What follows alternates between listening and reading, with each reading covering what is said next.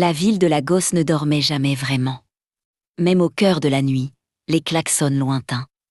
Les vendeurs ambulants et la rumeur de la lagune semblaient respirer comme un être vivant. Pourtant, dans une petite chambre d'un appartement modeste à Surulre, Amara se sentait enfermée dans un silence lourd, presque étouffant.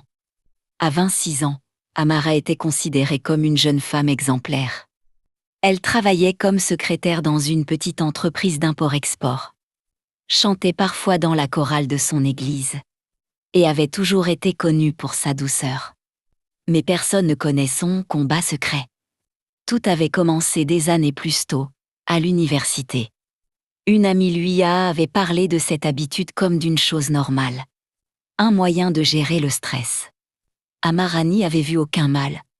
Au contraire, cela semblait offrir un soulagement momentané contre la solitude et la pression académique.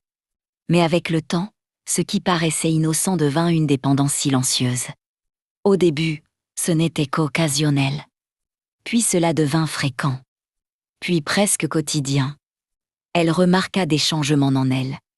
Une fatigue inexplicable. Une perte de concentration.